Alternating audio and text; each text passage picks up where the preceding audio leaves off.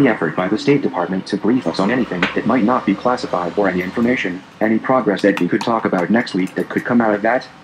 MS. Newland, I don't anticipate that we're going to have new information for the press before we have the ARB report, but let's just see where we go there. Question. Do you anticipate that you'll have new information for members of Congress? MS.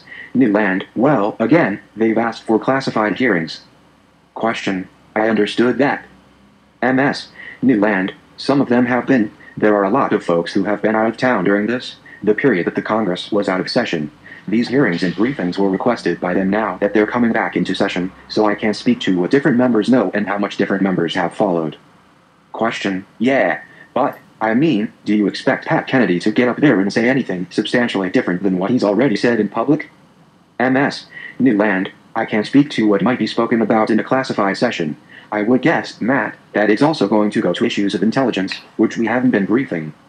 Question. And Pat is the person that's discussed issues of intelligence with them? MS.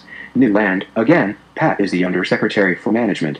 He can speak to the entire threat environment that we were working under, which included both unclassified and classified information. Jill. Question. To Rhea, the Congress has asked for a lot of documents, obviously. Can you give us an update on even percentage-wise how much the State Department has collected, how you're giving them these documents, or whether you're waiting to get everything together, compiled, and then you will give it to them? MS. Newland, well, thanks for that question, Jill. As you know, we've had requests for documents from a number of committees and from a number of staff and members. We have now made documents available to members of and staff on the House Oversight and Government Reform Committee, the Senate Homeland Security and Government Affairs Committee, the Senate Foreign Relations Committee. We have told all of these requesting committees and their staff that they can see these documents as many times as they'd like to see them, for as long as they'd like to see them. Our understanding, in fact, is that today Senator Corker of the Senate Foreign Relations Committee is reviewing documents at his request. So there have been some reports out there that we've been withholding information or that we've been limiting time. None of that is accurate. We've really done our utmost under the Secretary's instructions to be fully compliant, transparent, and open with the Congress. Question. And do they come over here to view them? MS. Newland, no, we take them up there to their classified rooms. Question. And same question really, and then and they review them, and then you take them back and await the next request to see them? MS. Newland, exactly. We arrange whatever requests are needed after they've had a chance to take a first look, and sometimes you have staff looking and then they want their members to see, subset, etc. So we've been facilitating all of that. Question. Just on these hearings, I'm wondering, given the fact that the refrain from the Hill, or at least some members of the Hill, has been since this all began that the American people have the right to know, they deserve to know, was there any pushback from you guys when they said that we want to have these closed hearings rather than having open so that the American people could hear? MS. Newland, well, as you know, relatively soon after the events, there was a set of open hearings. It's obviously up to the Congress who asks for what it wants to have. In this case, they've asked for a set of closed briefings and hearings, so we're going to comply with that. Question. Fair enough. I understand, but was there any suggestion from this building that, hey, if you really want the American people to know, maybe he shouldn't be held behind closed doors? MS. Newland, I think we are in the posture of complying with what the Congress is asking for to help them in their review and to be supportive of their understanding of the situation as we go forward. As we've said, we have the ARB running. We also have whatever the FBI will come forward with, so there will be a time to be as open as we can be about the findings of the ARB with the public understanding the need to protect classified. Please. Question. More clarification on the documents. There have been many different requests and sometimes defined with different parameters. How did you collect those documents? Is it the full collection of documents that has been asked for? Is it this committee gets exactly what they asked for? Or if you can get into a little more depth in terms of which documents go where and how many, and whether this is it or whether there will be more. MS. Newland, whether this is it, there'll be more. I mean, that depends on whether the scope is broadened by committees. But in fact, whenever we have, particularly when we have classified documents requested, we have to do a full search.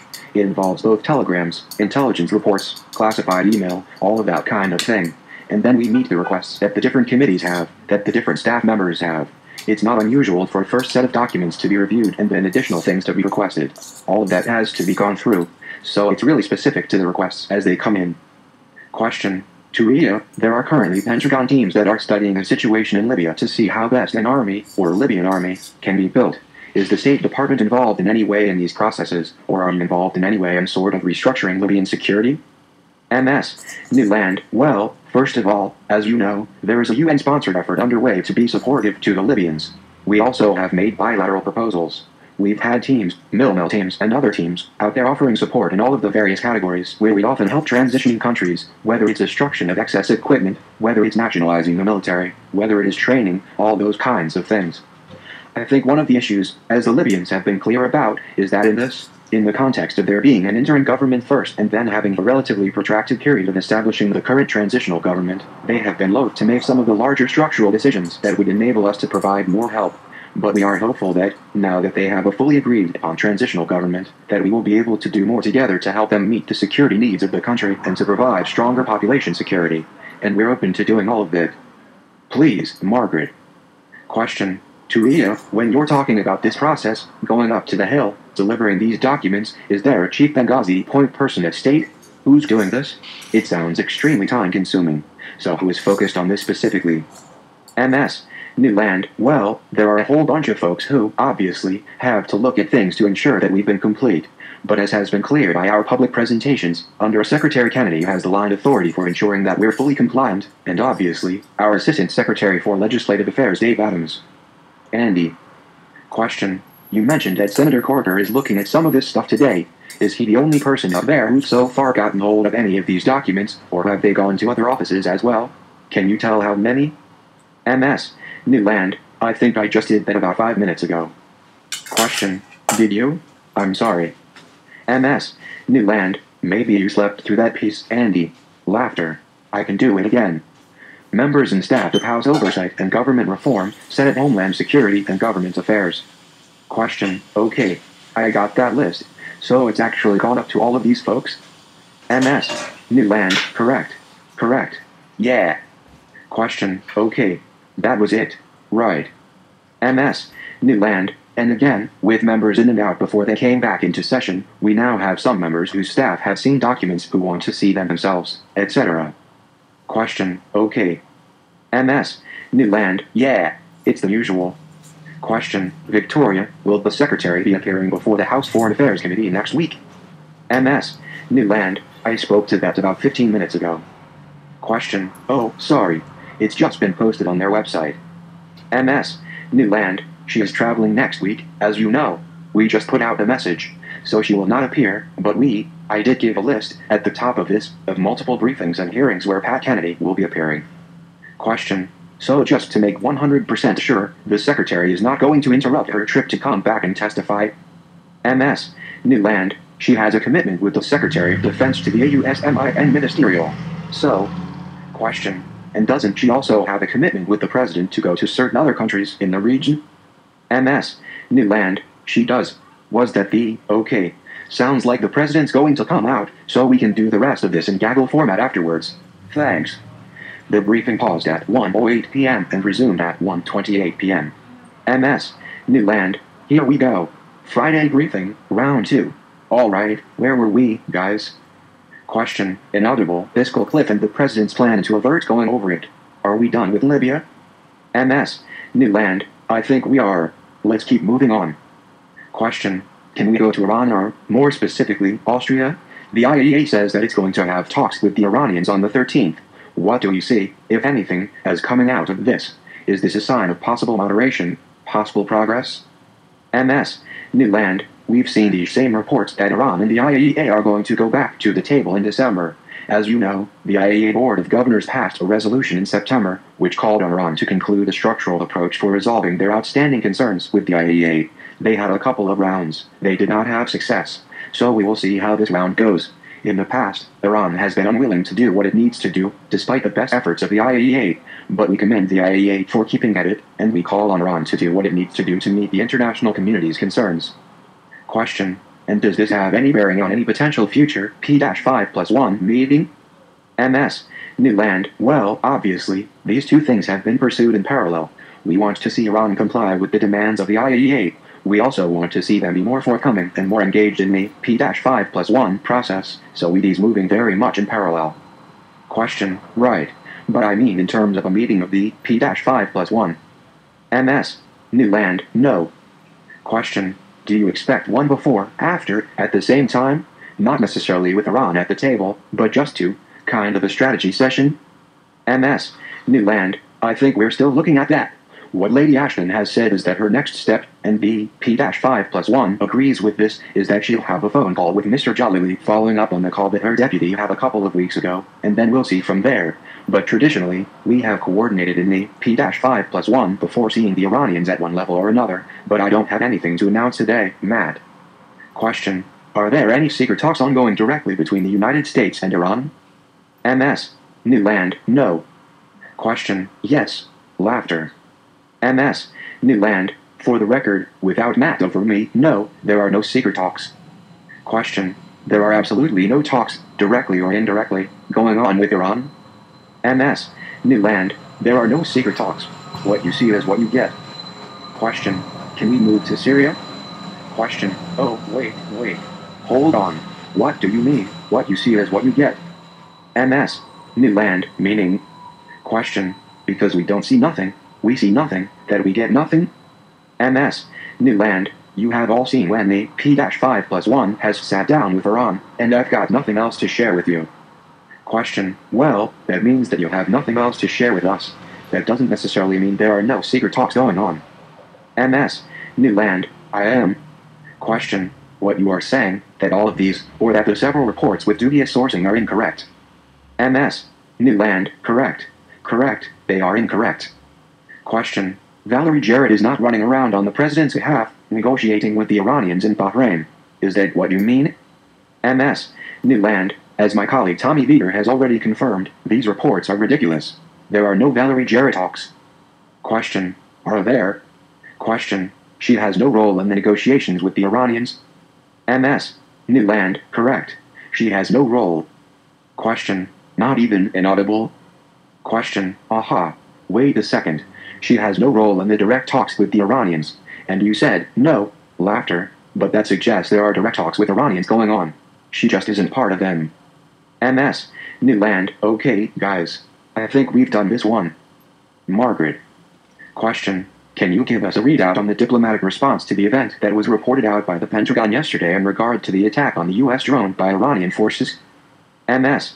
Newland, well, as you know, our colleagues in the Pentagon yesterday briefed about the shot against the drone. As they said, we have raised this with the Iranians through our regular channels to them. I don't have any response to report to you today. Question. So that would be the Swiss? MS. Newland, yes. Please. Question. And that, sorry, that would have been in Tehran, or that would have been in Bern?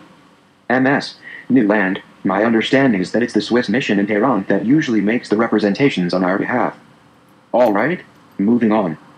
Question. Can we move to Syria? MS. Newland, yeah. Question. Do you have a readout of the talks in Doha and whether it looks like the SNC is ready to compromise in terms of a final group? MS.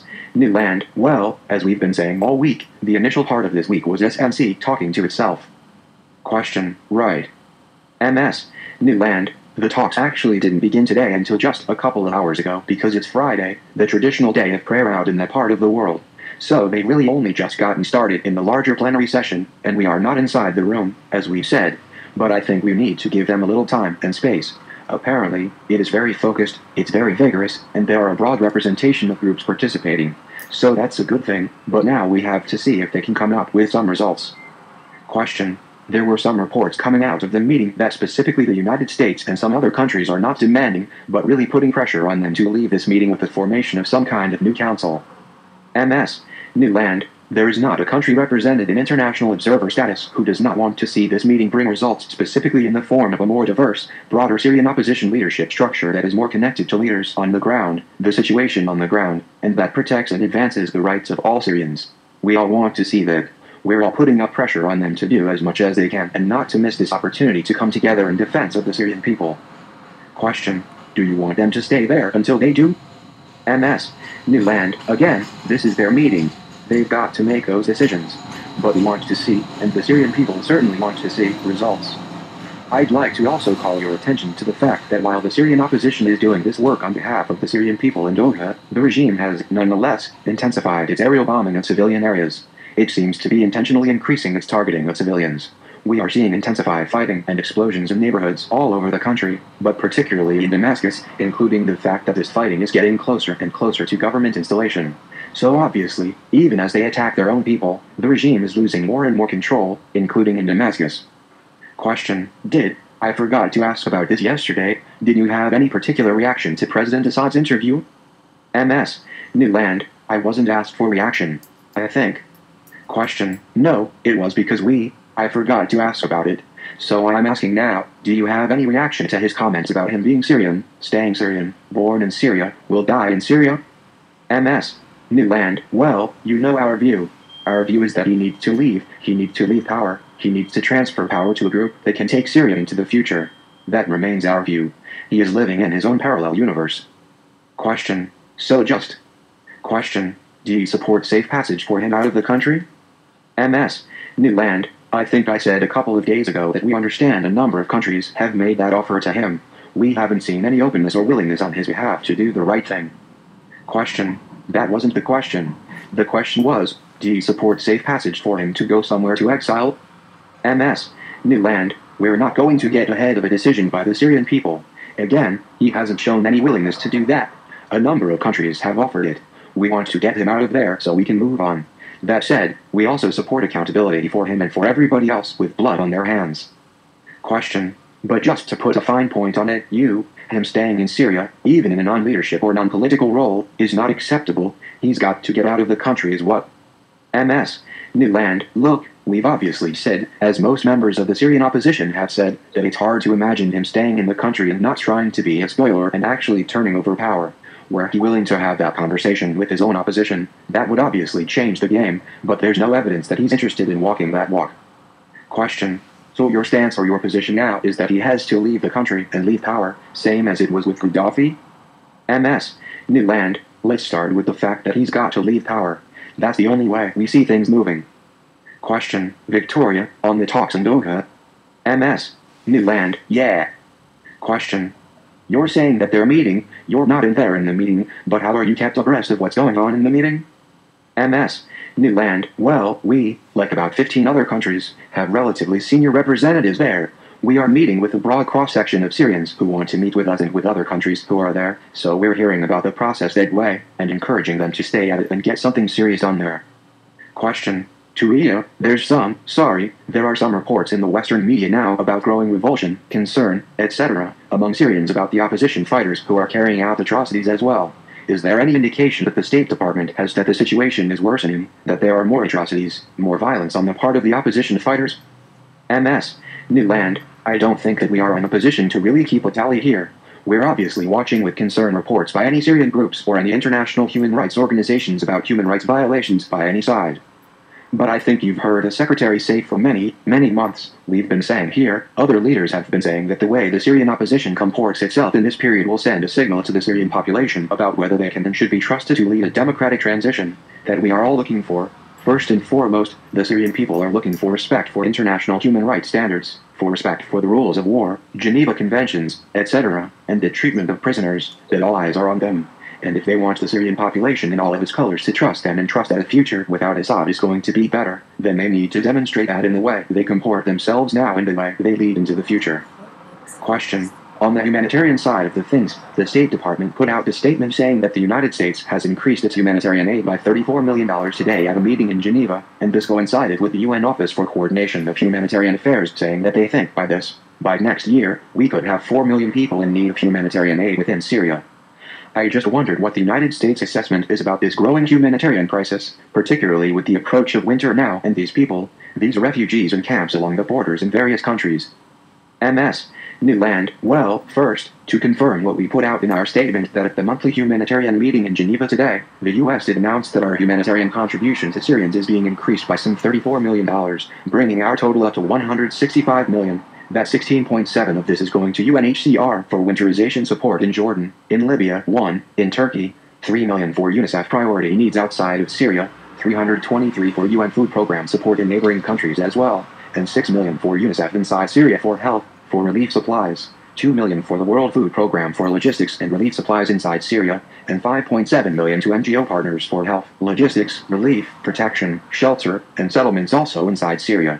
We are gravely concerned with the onset of winter that we need to provide winterization support not only inside Syria, but also in these neighboring countries as the weather gets cold. The numbers are very concerning, very disturbing, and they don't actually capture the totality of displaced Syrians because you also have huge numbers of Syrians displaced inside the country but also living with relatives and not taking advantage of formal relief in Turkey, in Lebanon, in Jordan, in other neighboring states. So again, this is what Assad has wrought on his country. Question: are you satisfied that your partners are also taking a sort of aggressive enough stance on the humanitarian side? Are they keeping pace with your increase in donations, or do you think that more can be done by others as well? MS. Newland, I actually don't have a final result out of the UN meetings today in Geneva. As you know, the UN appeal overall was less than half filled before this meeting, so I just don't have a full picture of how other countries stepped up. But it is something that we work very hard to coordinate on and to encourage countries to meet the UN's needs. Question: can you confirm that the number of refugees is 400,000 Syrian refugees? MS. Newland is. Question: the figures that are suggesting the number of Syrian refugees has reached 400,000. MS. Newland, that the total number has reached 400,000? Question: right. MS. Newland, I'm going to take that. I don't know what our guesstimate is at the moment. Question, and a quick follow-up. MS.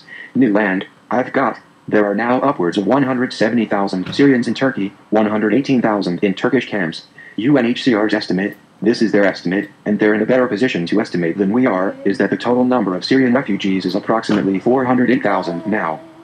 Question: does that include displaced persons inside the country? MS. Newland, this is refugees. Question: refugees. MS. Newland, so it's people who have fled Syria. Please. Question: just a quick follow-up on Jill's question. MS. Newland, Question: it is said that there are something like 300 militant groups in Syria fighting the regime, many of whom are not represented in the opposition that is meeting in Doha. Are you suggesting anything to the opposition to bring them under control? MS. Newland, well, this is part and parcel of why we want to see a strong, unified, diverse political opposition that's well connected to the ground, because when the political opposition has its act together, it's in a position to speak to and for and with the Syrian people and those fighting on their behalf about not only the appropriate manner in which to conduct themselves but about the future. So it's hard to imagine you can have a political conversation with fighters unless you're unified as a political entity. Please. Question: what else are you expecting from this broadening of the opposition structure? MS. Newland, well, we've talked about this a number of times. I can repeat it again today. But internally, we want to see a more unified, more diverse, more geographically representative group that is connected to what's going on the ground, not only so that they can provide that political cohesion inside the country, but so that they can attract those Syrians who are still on the fence to trust that a Syria without Assad is going to be better, those who are still on the fence and peel off more defections from the Assad regime. So that's one thing. The second piece of this is to provide better political cohesion in terms of the way areas that are now liberated from the regime are managing the transition and preparing for a better day, that they're meeting the needs of citizens, that they're doing it in a way that reflects the Syria we want to see, not the Syria of the past. And then the third piece is the international piece that we've talked about, that we want to see a strong, unified opposition that can be persuasive in terms of a future set of leaders for the country, to those countries like Russia, China, etc. who are on the fence about breaking with Assad, and who can also work with all of us to help us better direct the assistance that we're providing to the places where it's most needed. Question: so the next step for them is agreeing on a transition plan that would be also comprehensive and MS. Newland, well, they have. As you know, on July 3rd they agreed to 7 principles, and then they agreed on a transition plan. And our sense from talking to them is that those documents are very much live and still the basis of conversation among this group. So the question has always been not starting from scratch again, but how you build on the work that's already been done, how you socialize it inside Syria, how you make it the basis of the way they operate inside Syria now and prepare for a transition. So it's a matter of broadening and deepening. Question: so it's just bringing people on board? There is nothing new you expect from them? MS. Newland, no. I mean, the question will be, once they've unified, how they want to take that work forward. Do they want to put more specificity on it? Do they want to start governing according to those principles in those areas that they control, etc.? Question: will the international community accept doing more things for them if they are united? I mean, MS. Newland, we have said that it will be easier to do more when we are better connected to a unified opposition that is itself connected to more Syrians on the ground. Question: do more even militarily? MS. Newland, again, you know where we are on that issue. I don't have any change of policy on that issue. Question: But one of the problems is, you were saying that you don't. One of the problems in not giving lethal aid is, you said, you don't know where these weapons would be going. You have to make sure they're going to the right person. If you are in touch with an opposition entity that has greater access and communication and coordination with people on the ground that are actually doing the fighting, that would eliminate, or at least kind of dampen, some of those concerns. MS. New Land, we're talking about a political leadership structure here. That's what we're talking about, that can lead Syria to a better political day. We don't have any change in our current approach, which is that we are providing non-lethal assistance. We want to make sure that the non-lethal assistance we provide, including in things like communications, which help the opposition to resist and coordinate among itself in defense of the people, are going to the right people and are going where it's most needed. So among the things that can be better directed if we have a more unified opposition is all of that, the assistance that we are already providing. Please. Question. Do you see today the possibility of a political solution in Syria? Today. MS. New Land, again a more unified opposition makes it more likely, in our view. Please. Question. Victoria, do you have an update about military defections from Syria? There's a report today that more than 25 officers defected to Turkey. MS. New Land, we've seen those same reports that some 71 Syrian soldiers, including 2 generals and 11 colonels, have defected to Turkey. We are not able at this point to confirm those, but they would be in keeping with a steady stream of defections, losses in territorial terms, losses in materiel terms, that we're seeing the regime forces suffer. Question. Thank you. MS. New Land, please. Question. Can I change the subject? MS. New Land, yeah. Question. India. MS. New Land, Question. The British government today has said it's going to halt all its aid to India from 2015, partly because of austerity measures, but also because, I think, there's a recognition that India is a country with a space program and maybe it doesn't need the same amount of aid as it has been having. I wondered specifically if the United States is also looking at, so now you have a very broad USAID program with India, whether there's any possibility that the United States might slash its budget to India, and more generally whether, in these times, tough times, whether you're looking at the overseas aid programs and ways of recalibrating that. MS. New Land, well, we're constantly, particularly in tough budget times, looking at ensuring that our assistance dollars are spent as well as we possibly can. You know that we've about trying to move, in as many countries as we can, from aid to trade, empowering individuals, but most of our programs are directed already in that, along that vector, supporting all of the kinds of things that we do in India, including the strengthening and deepening of the non-governmental sector, the health and human security issues. But I don't have any change in our India assistance to announce today, but obviously in every budget cycle, we look at all the priorities across the planet, and we have to make tough decisions in consultations with those governments in terms of what's effective. Question. Inaudible, want to remind us again what percent is foreign aid? MS. New Land, less than 1%. Question. Oh, wow. MS. New Land. Thank you, Matt. Question.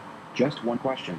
Last night, the Secretary said that the State Department and Defense had sent out teams around the world to different posts, embassies, to assess the security situation and, obviously, try to improve it if necessary. Are there any conclusions or have there been any steps taken, or is this still the assessment period? MS. New Land, well, the teams have been going out over the last week and a half, so they are largely still out in the field. Just to say a little bit more, these are joint state TOD teams to review the security environment at a number of our high-threat posts. They're going to visit more than a dozen posts in regions around the world. I would say, though, that obviously, as we always do, this is not an exhaustive list of what we all do. Yeah. We review our security at every single post around the world on a daily, weekly basis, and we're going to continue to do that.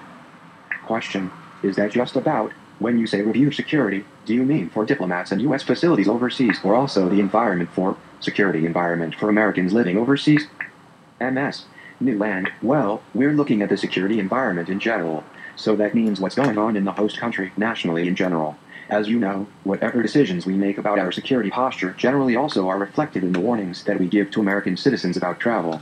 Usually there's a direct correlation there. Please. Question. Change topic? Question. I have a planning question for you. We all know Secretary Clinton has said she's going to be leaving. I'm wondering if you have some sort of timetable you can share with us about what this transition will look like. MS. New Land, not beyond what she has said, which is that she is committed to see through the term. She's committed to ensuring that the transition to a successor is smooth. But in terms of how the timing rolls out, obviously the first decision will be for the president to make a decision on the successor. Then that person would have to be confirmed and all that stuff. Question. But just to put a fine point on it, and a lot of people are saying, oh, she agreed to stay to the end of the month. She said once a new secretary takes office and is confirmed, she intends to leave. Is that MS? Newland, well, you only have one secretary at a time, so... Question, well, no, I understand, but she's going to wait until a new secretary is confirmed and ready to be seated before she leaves. Is that right? MS, Newland, look, I can't give you an hour or a date, but she has. Oh, hi, I have a prescription on file, and I could only fill a portion of it to try it out. Is it possible to look that up or order some more? Mary Ann, last name is E-N-G.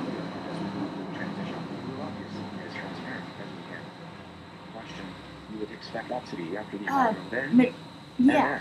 Newland, traditionally, that is the way it has gone, but because it's usually the newly seated Senate in a way, that it's wants so to confirm expensive, the I thought appointed maybe... secretary, but I Well, I think thought we of don't know anything fulfilling the until whole person thing, but makes his decision, and yeah, we'll I compare think it I with the should Congress. fulfill the rest of the pills. Please. Can I get a balance on Question. what it's going to be Change with my topics to the organ health? Palestinian issue? MS. I think Newland, the Oregon please. Health card brought it Question. down a Today, little bit, Palestinian because I was spokesman originally said that they are quoted going to the 35 United and it Nations went down on to the 29th 27 of this month to seek a statement of observer for status. only 5 The day pills. happens to mark the International Day of Solidarity with the Palestinian people. That's the 29th of November. Do you have any comment on that? MS. Newland, I'm going to make a comment that you've heard me make many, many times before. Say, action of this kind is not going to take them any closer to having what they really want and need, which is a functioning, independent state living at peace with Israel. Question. Have you taken any measures or have you spoken to them to dissuade them from the MS? Newland, we speak to them constantly about this. We've been making this case for a long time and will continue to do so. Please. Question. On Mexico? MS. Newland, yeah. Question. Today, the Mexican authorities have charged 14 police officers with the shooting in August of 2 U.S. government employees who were wounded in the attack. I just wondered if you had heard that they've been charged, whether this is likely to change anything with your cooperation with the Mexican authorities.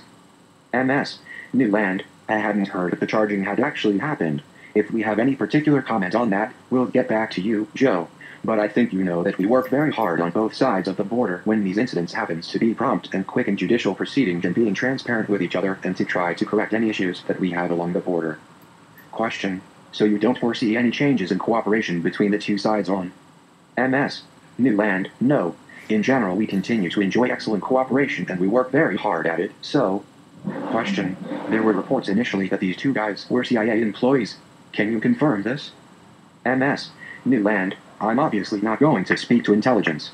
I don't have anything for you on it one way or the other. But if we have anything to share, we will. Alright? Thanks everybody. The briefing was concluded at 1:56 p.m. GPE